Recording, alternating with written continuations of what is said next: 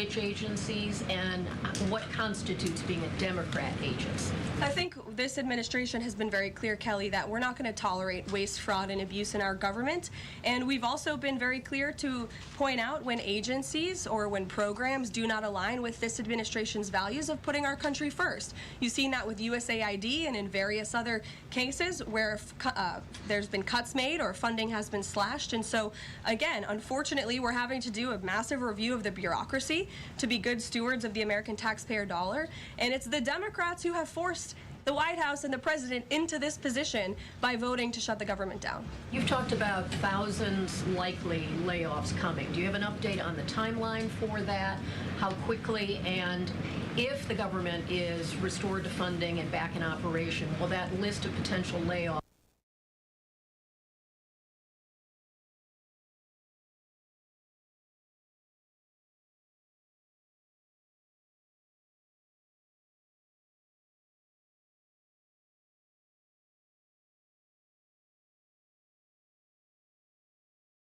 cabinet secretaries and agencies across the board to identify, unfortunately, where layoffs have to be made and where cuts have to happen.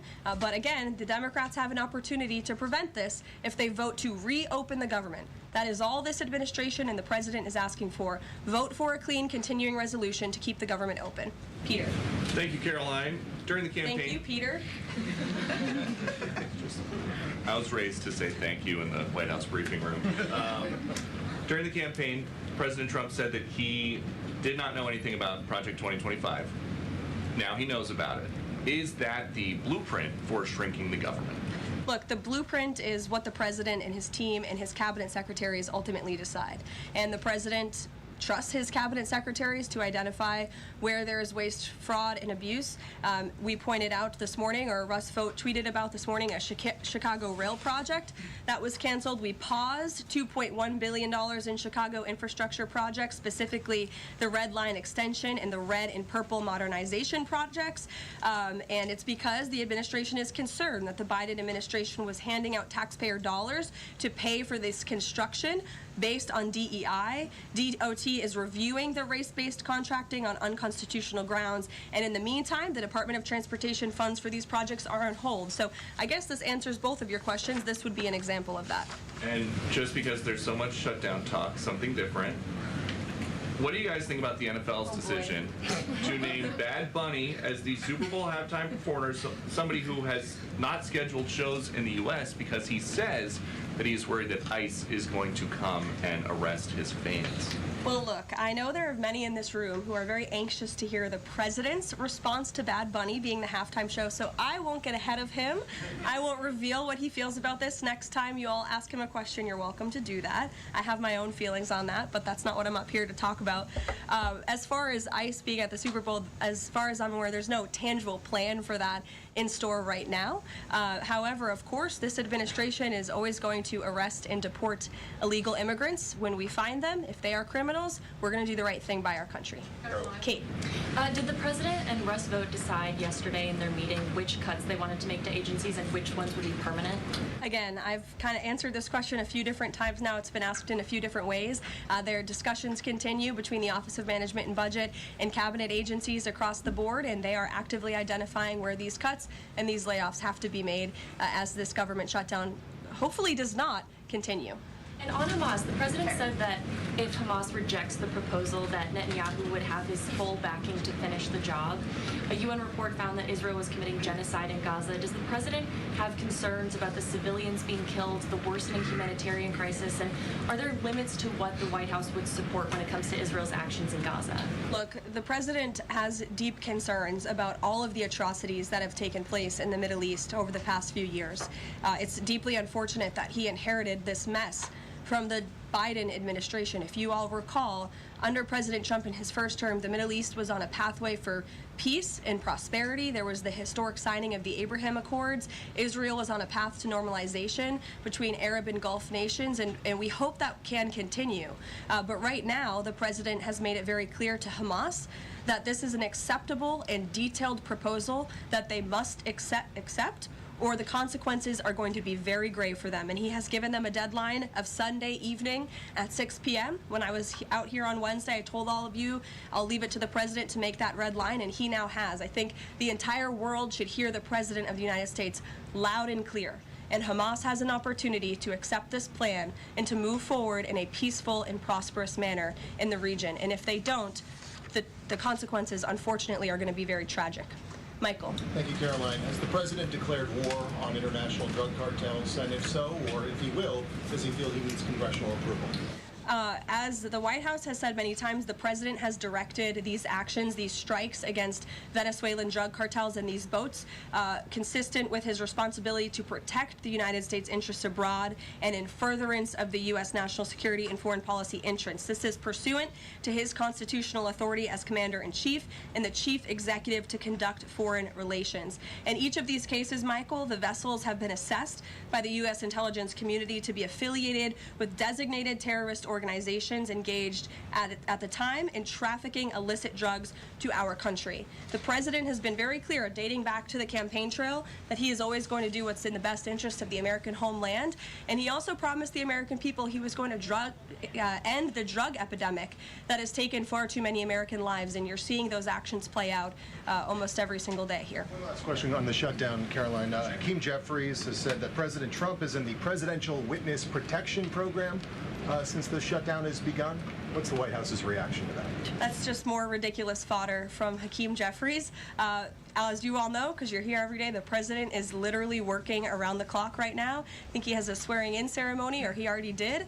He has several meetings on the books today. He literally works 24/7. Anyone who works in this place or covers this place, as you all do, knows that to be true. And Hakeem Jeffries and the Senate Democrats should get back to work in a few minutes and vote to reopen the government. Emily. Thank you, Caroline. You spoke earlier about the energy and infrastructure projects that Director Vogt paused. Will the White House agree to restore that funding as part of a deal to end the shutdown? Well, I won't make any agreements here. Senate Republicans are talking with their colleagues on the Democrat side, but right now, Russ Vought is doing what he's been tasked to do in the midst of this government shutdown, which is to look at funds that need to be temporarily halted or need to be canceled. And Chicago is just another example of that. Caroline. Go to Libby in the back. Thank you, Caroline. I have two questions for you. One on the FDA, but first on the shutdown. Sure. Will the administration, if this government shutdown ends, still move forward with firing thousands of federal workers? Look, as I've said repeatedly, Libby, right now we want the government to be open. Layoffs are an unfortunate consequence of a government shutdown, and it's something the administration is examining. If the government is reopened, we're going to get back to doing what we were doing last week and the week before, working on the issues that the American people care about. And then on the FDA, they just approved that new abortion pill, and it's causing a lot of uproar among the Republicans. What is the president's response to that, and does the administration plan to have that hold that FDA approval? Well, the Secretary of Health and Human Services, Bobby Kennedy, has put out several statements on this. The HHS's decision, it's not an endorsement of this drug by any means. They are just simply following the law. And as they put out in their statement, by law, the Secretary of Health and Human Services must approve a generic drug application if the application demonstrates the generic drug is the, quote, same as the brand name drug. Generic applicants are not required to submit independent evidence proving safety and effectiveness. As such, FDA's decision to approve a second generic version does not address the merits of the current safety program. HHS is reviewing adverse effects to ensure the FDA's required safety program for the drug is sufficient to protect women. This safety review equally applies to generic versions of this drug. So FDA and HHS are following the law. It's, again, not an endorsement of the drug itself. Mary.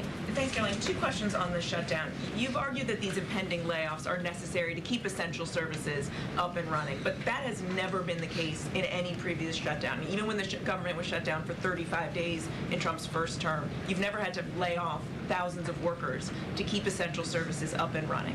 So why are layoffs now necessary in this shutdown? Because we have an administration and we have a president who are wholeheartedly focused on restoring fiscal sanity to our government and doing the right thing by the American taxpayer. We are $37 trillion in debt, and the federal government is currently shut down. There is no more money coming into the federal government's coffers. And as you've also seen since the beginning, in January, this administration is focusing on waste, fraud, and abuse. And so Democrats have given this administration an unenviable choice to have to take a look at the balance sheet and identify where these cuts and layoffs can be made. And you just said this is an unenviable choice, that this is an unfortunate consequence. But the president has described this as an unprecedented opportunity to lay off additional workers. He's posted a video likening Russ vote to the Grim Reaper. So which is this? Is this an opportunity to fire more workers or an unfortunate consequence? Look, the president likes to have a little fun every now and then, and I think both things can be true at the same time. The Democrats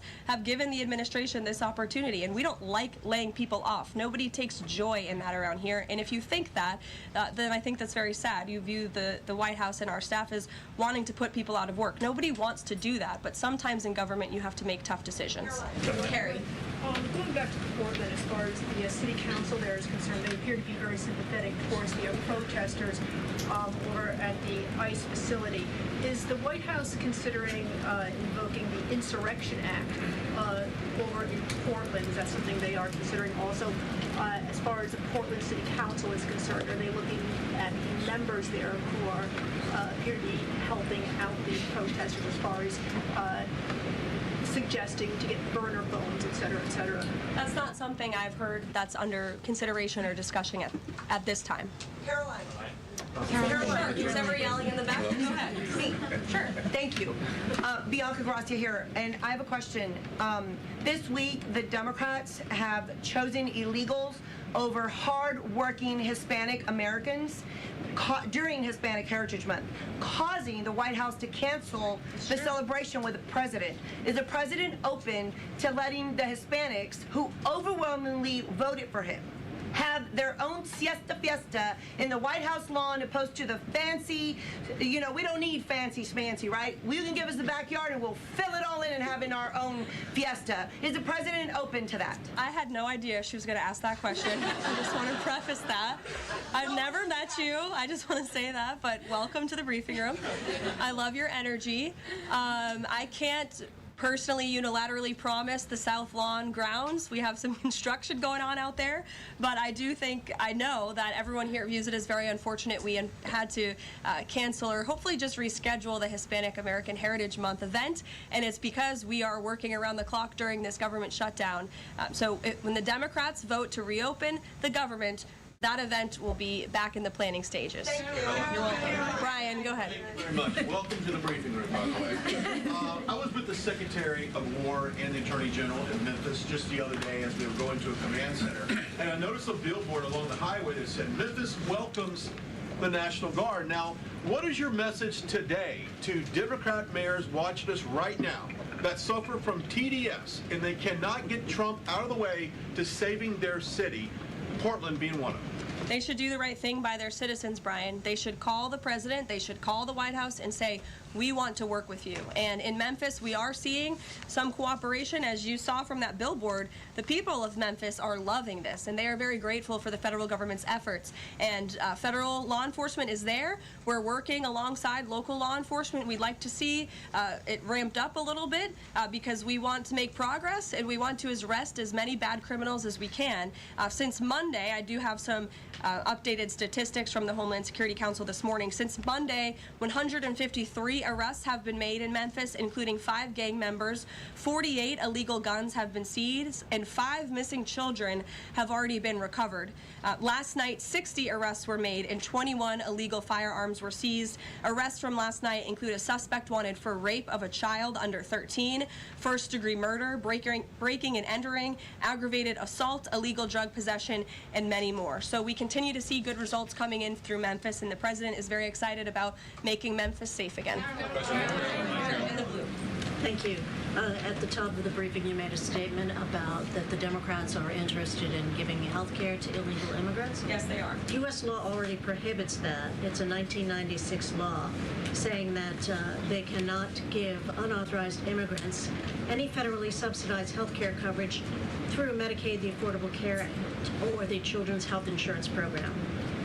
There seems to be a disconnect in the messaging. Are you denying that Medicaid money has never gone to illegal aliens in the United States of America. I'm not denying anything. I'm asking you if you can explain the disconnect in the message. I most certainly can. The Democrats' proposal, their continuing resolution, let me just reiterate, the Republicans' continuing resolution was a clean continuing resolution. There was no partisan politics injected into it. There were no conservative wish lists injected to it. What the Republicans want, and still want to this very second, is a clean continuing resolution to fund the United States government. What did the Democrats want in their continuing resolution? They inserted a provision to undo a provision in the Working Families Tax Cut, the One Big Beautiful Bill, that ended taxpayer-funded health care illegal benefits for illegal aliens. Democrats' proposal would require Medicaid to pay more for emergency care provided to illegal aliens than Medicaid does for American patients who are disabled, elderly, or children. And this bill would have also allowed California to continue a gimmick that funds its Medicaid for illegals program. Those are things that we ended, the Trump administration ended, with the passage and the signage of the One Big Beautiful Bill. And it is an undisputed fact, a fact that under the Biden administration, illegal aliens were absolutely receiving taxpayer-funded health care benefits. In fact, in fiscal year 2024, Medicaid costs for emergency services for illegal immigrants skyrocketed by 142% from the previous year to $9.1 billion. That's $9.1 billion taxpayer dollars that were going to emergency services for illegals. Between President Trump's last full fiscal year under his first administration and Joe Biden's last full fiscal year, Medicaid spending on emergency services for illegal immigrants nearly tripled. There was an increase of 196% between 2020 and 2024. And I have a chart here for you, and I'm more than happy to email it to you. I'd also like to add, because some were asking dishonest questions yesterday about emergency rooms. In Southern California, according to healthcare professionals in 2023 under the Biden administration, Southern California's, quote, entire healthcare system was being bombarded with illegal immigrants and forcing American patients to endure longer wait times. In Denver, Colorado, the CEO of Denver Health stated that 8,000 illegal immigrants made 20,000 visits to the city's health system in 2023, leaving an uncompensated bill totaling over $10 million. So when an illegal alien goes to the emergency room, who's paying for it? The American taxpayer. The main safety net hospital in Denver had to turn away patients due to the massive influx of illegal immigrants into the community, and UC Health hospitals in 2024 reported their system was under stress from an increasing number of migrants. As a result, according to the head of emergency departments and urgent cares across the hospital system, quote, access is impeded for everyone. These are healthcare professionals who dealt with this directly, and there's a lot more where that came from. It is an undisputed fact that Democrats want to give taxpayer-funded healthcare benefits to illegal immigrants, period. Yeah, thank you, Caroline. Is the president talking directly to Democratic senators to try and get their vote for a clean CR? The Senate Republicans are speaking directly with moderate Democrats. I understand those conversations have become very serious, and we hope positive in the right direction so that Democrats will do the right thing. I don't know if you saw overnight a refinery in California went up in flames. Is the president going to help the governor should gas prices spike, or could he help the governor? Look, I know the administration and the White House are aware of that situation that took place. I don't have any announcements for you, Ed, on that. Has the president seen the first draft of the commemorative coin that the Treasury is doing for the 250th anniversary? It has his face on it. Oh, I'm not sure if he's seen it, but I'm sure he'll love it. Caroline. Kara. Thank you, Caroline. It's now being reported that former President Biden's DHS and TSA placed peaceful January 6 protesters and even Americans who refused to wear masks during COVID onto watch lists usually reserved for terrorists. Most of these people were not charged with crimes. Does the White House have a comment on the prior administration violating the free speech and due process of these Americans? And where is the outrage from the left that claims to stand for due process and free speech? And after that, I have another question about protecting journalists from Antifa. Sure. Well, Kara, to your first point, please send me that report. That's certainly very concerning. I haven't seen it myself, but if indeed that was happening, it's something I'm sure the Department of Justice and the FBI would deem worthy of looking into. Well, and journalists, as you mentioned earlier, are being increasingly attacked by leftist protesters. I was actually assaulted outside of President Trump's United Nations speech, and I think the White House is aware that a Portland journalist was almost blinded by an Antifa protester. This has been a problem that's gone on for years, and police often say that their hands are tied. Does the White House have a plan or plan on issuing a statement maybe discouraging this violence against journalists out on the street like me and so many others in this room? Well, I hope that my statement earlier in the briefing served that purpose, but of course, we condemn violence against anyone in this country, and journalists as well, who are exercising their First Amendment right. And there have been so many incredible independent journalists across the country who have gone undercover within Antifa and really have come to understand how this is a growing domestic terrorism threat inside of our country. And I would encourage maybe some of you in this room to get outside the Beltway and go do some of that undercover investigative reporting, because it is really incredible what they found. I met with one of them in my office yesterday, and they're doing very dangerous work in difficult circumstances, and Antifa is a very violent group, as you've experienced and that many others in the media have as well. Christian. Yeah, thanks, Caroline. Following up on Libby, sort of on the other side of the abortion debate, has the president abandoned his campaign pledge to mandate insurance coverage for IVF services? No. Was there any update on that? We flew by that May EO deadline for the White House to produce a plan. I literally just read a statement from the Health and Human Services on for Libby at least, as far as IVF goes. I'll check in with our policy team and we'll get you some updates. And then on Russia, how concerned is the White House that the Russian Navy seems to be escalating its provocation of NATO allies? I'm talking, of course, to the several close calls they've had with the Danish military during the EU leaders meeting in Copenhagen. It's something the administration takes very seriously, and we are constantly monitoring it. The National Security Council here at the White House is in constant correspondence with our NATO allies, and the president speaks to many of them as well. Yes. We've seen a spate of gun violence in this country, both mass shootings. We've seen this Michigan church that was attacked, children being shot in pews in Minnesota. We've also seen politically motivated assassinations of Minnesota lawmakers, Charlie Kirk. Has any of this made the president or the White House rethink gun safety prevention in this country? Either red flag laws, I know that that was a conversation in the first Trump administration, or is there anything on the table right now on gun violence? Of course, this is an extremely pressing issue for the administration in our entire country. It's deeply alarming to everyone here, the violence that we've seen taking place all over the country, the assassinations that have unfortunately, tragically taken place throughout the last several months. There are many discussions about how to prevent such violence and how we can ensure that law enforcement has the resources they can on the ground to not only respond, but again, to prevent such tragedies from taking place. If there are red flags with an individual in a community, that they are treated as an emergency, a public safety emergency, not just, turn a blind eye to.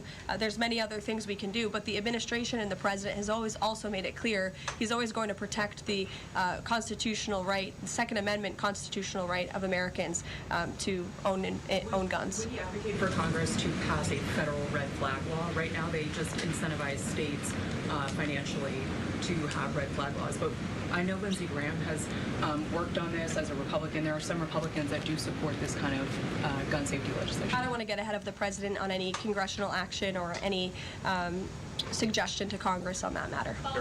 Andrew. Thank you, Caroline. Two things. First, to follow up on something you said earlier about hospitals treating undocumented or illegal aliens. Is it the administration's position that hospitals should not have to treat people who come into the emergency department who are not here legally? No, that's not our position. Our position is that it's completely unacceptable that the Biden administration paroled and encouraged an invasion of tens of millions of illegal aliens into our country and then promised them free health care.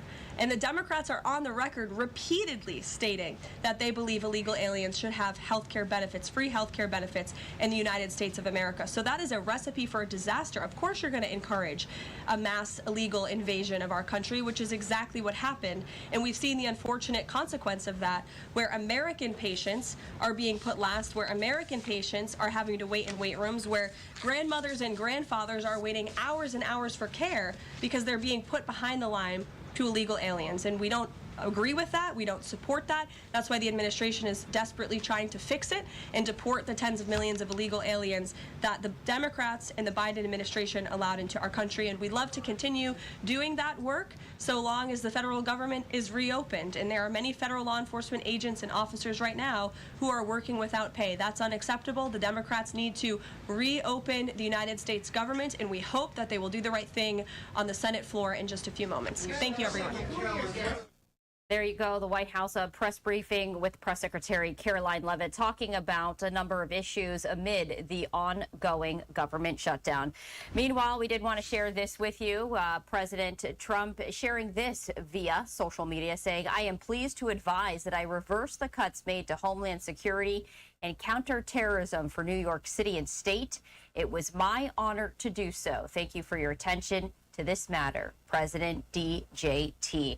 And we wanted to share a little bit more context with you as you're taking a live look here at New York City. This comes as Representative Mike Lawler today celebrated what he says is a major victory for New York after the Trump administration announced that critical counterterrorism funding for New York City and the Hudson Valley will be fully restored. Now, earlier this week, according to his office, the Department of Homeland Security proposed deep cuts to the Urban Area Security Initiative program and other counter-terror funding. And he says that he, working alongside a number of other lawmakers, were trying to reverse this matter. So he's calling this a, quote, major win for our state and a testament to what we can achieve when we work together to push back. I would like to thank President Trump for listening to us, working with us, and delivering for our state. So that is from Congressman Mike Lawler right there, as he did share this social media post, and we were just sharing exactly what his office had also sent right there. So we did want to share that with you, and we are going to step away for a break, continuing our coverage after that. From our lush reds to our balanced whites, we pour our heart into every bottle of Josh Cellars so you can share your love with every glass. Bring more to every moment with Josh Cellars. Hillary, before Kaiser, was very timid, unsure of herself. With Kaiser University, I felt myself gaining confidence. The one-on-one interaction with the professors definitely set me up for success. With the small class sizes, you become a family. And then I just remember the last day, I instantly called my mom and I was like, I'm done. I did it. It was really empowering. Kaiser University gave me the confidence and the tools to succeed as a certified occupational therapy assistant. One thing never changes. Life never stands still. As your family grows and you discover new experiences, things just keep getting more interesting. But you learn to roll with it. The all-new Omaha by Ashley, offering superior modular comfort. So whatever life brings your way, you can keep moving without missing a beat. With riots and violent looting going on all over the country, I don't feel safe leaving the house without this banana. Normally, I would be worried about this creepy guy, but I've got my banana with me. That same car has been sitting outside my house for a while now. Better keep this banana by the door. Sounds ridiculous, right? Now imagine this banana was capable of incapacitating an attacker from over 60 feet. At Byrna, we don't sell bananas. Go to Byrna.com to learn more. We're in the fight business. All kinds of fighting goes on here. Give that kid a contract! There's no off-season in the UFC. The sickness is real.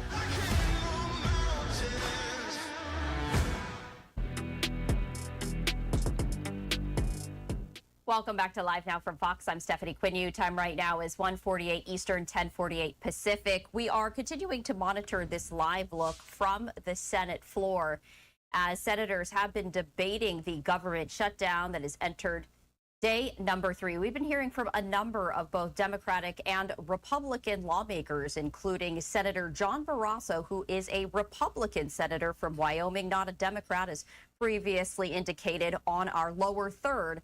They're on Live Now from Fox, so we did want to share that update with you. All right, we are going to transition now to this live look here. This takes us out to New York City, where you're taking a live look outside a federal courthouse That is where Sean Diddy Combs is currently holding his sentencing hearing, and the court was in recess until 2 p.m. Eastern time, so for a lunch break. So it probably should be getting underway and resuming any moment now. And for more on this, we're going to dip into our Fox 5 New York coverage as they have continuing coverage outside of the courthouse. Let's listen in. Has already secured their win. Even if in the worst case he was sentenced to 11 years, even if there was an enhancement beyond that, we know there's not going to be a mandatory minimum of 15 years. There's certainly not going to be a sentence of life. So a lot of this is all like relatively squeezed into where we stand just with the Mann Act convictions, which at the end of the day, no matter what happens today, Mr. Combs better be very, very, very grateful that he's only dealing with what we're talking about today, as opposed to if we were here talking about the what's RICO the sentence charge, going to be on the RICO, because that was been up to 20 maximum life. Right. Life, right? So, I think on that end, the fact that we're here only discussing the Mann Act convictions, it's very much so a win for Mr. Combs. Antoine, do me Linda. a favor. Either one. Now, Seth, I know you can hear me. Philip cannot. Either one of them can answer this question. But no matter what he is sentenced to, whether it's 2 years, 3 years, 5 years, 7 years, whatever it is, would he still be credited with time served? Because he's been in prison now for a year since his arrest. Yeah. He'll, of course, get credit for the 13 months that he's in. So regardless of whatever sentence the judge pronounces at the end of the day, that's part of the reason why the defense requested 14 months, right? Because he'll get credit for that, and they think he'll be out in just a couple of weeks, if not sooner. Okay, so he'll absolutely get credit for the 13 months he's already done. I got you. So say, for example, and, I'm just tossing this out here. Say, for example, he gets sentenced to 5 years. He's credited with a year. That brings it down to 4. Could he be out on good behavior in 2 or a year and a half? He could be out on good behavior. I don't think it would be that little amount of time. The First Step Act would certainly help with his release, and depending on what facility he gets assigned to by the Bureau of Prisons, he could definitely be out in less than that amount. Okay. But it wouldn't be less than half of the sentence. Would he have to register as a sex offender? I don't believe so. I haven't heard that in any of the briefing. So I haven't heard that either. If that was at play here, because I didn't see that in the prosecutor's brief. I didn't see it in the anything from the Department of Probation, and I didn't see anything discussed in the defense brief. And probation certainly would have put that within that pre-sentence report to the extent that that were the case, as it would have been if we would have been talking about either the predicate sexual sex trafficking or the actual substantive count of the sex trafficking. So I don't think necessarily we're dealing with that. And to your point, generally with federal sentencing, the way that you can just averagely look at it, if we're talking about good behavior, is you're going to do 10 months on every 12 months, right? So like on every year, you can expect to at least do 10. Clearly, there can be some carve-outs if you're dealing with the First Step Act and some other areas that can mitigate the time of your sentence. But if you're doing 10 on 12, then essentially for every year, just multiply that by 10 months, and then you can kind of see, just from a general standpoint, where you could expect Mr. Combs to be based on whatever the sentence is. Okay, Antoine, do me a favor, ask Philip to answer this one, because we've been talking about this, and they just addressed it.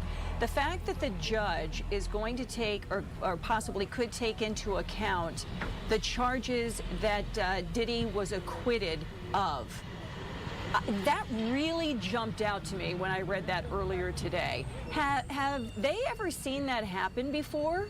Where the judge says, look, I know you were acquitted of these charges, but I'm going to take those charges into account when I sentence you. Charges, but I'm still going to take them into account when I sentence you. Have you ever seen a situation like that? Yes, there have been a lot of appellate matters on that. Stand on tap. Yeah, we've certainly seen it, and constitutionally, if Judge Subramanian were to put something like that on the record, I can certainly tell you that Mr. Combs' lawyers are going to be rubbing their hands like this as they plan their notice of appeal.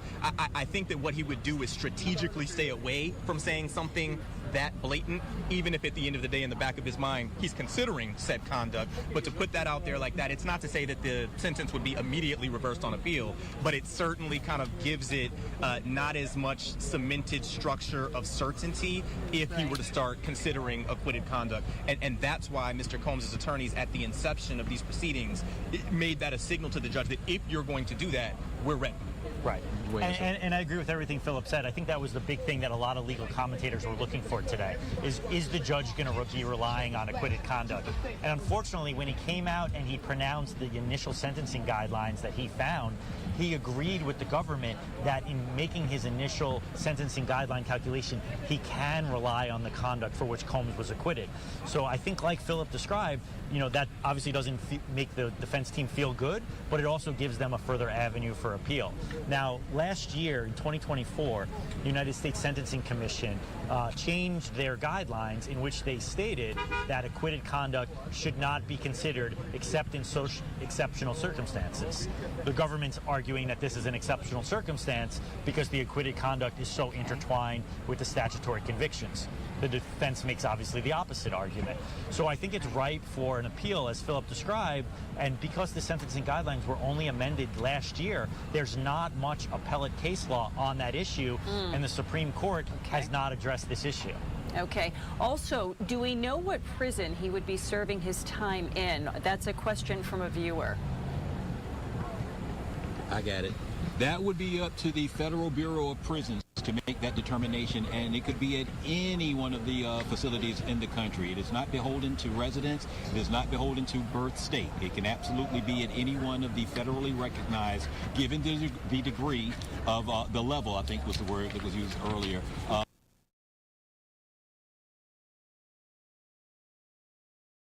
He's been paying attention. Got his notes down. So, Got my notes. So let me ask you this. He's going to pass the bar tomorrow. Yeah. At what point would they make that decision, though? I mean, say, for example, he's sentenced today. Would it take them 3 or 4 days to make that determination about where he will serve out his prison sentence? How long does that normally take? It generally takes a few weeks. He'll go back to the MDC, and the Bureau of Prisons will then make a determination as to which facility he'll be designated for. Usually it takes a couple of weeks before he's designated and moved from the MDC to whatever facility where he'll serve his sentence. Okay.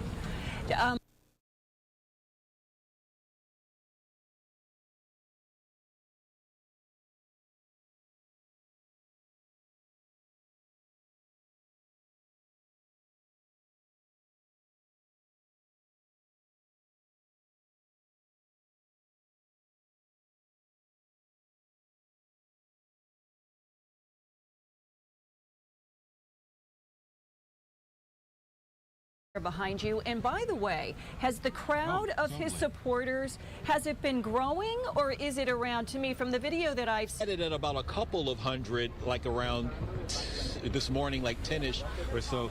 Our photojournalist Dan Foley is giving you a look at what we can see. It has grown. I would maybe guess like maybe there's 75 to 100 more persons, there in the front.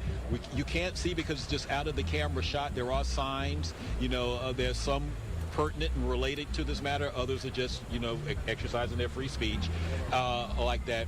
But Seth was telling us earlier that on his way in, he actually saw someone being, engaging with the police, possibly being taken into custody like that. Let me bring Phil back in because Linda's question was about crowd size. We know that the day that the decision came down, this was pretty much all packed. This is significantly less, but that could grow.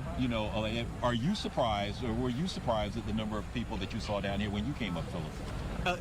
With respect to today, I'm not going to say that I was surprised, but I certainly, to your point, this entire summer, anytime I had proceedings within this courthouse, navigating the hundreds of people on any given day, whether it was the podcasters, the TikTokers, clearly all of the journalists, the supporters, the attention seekers, the people that were anti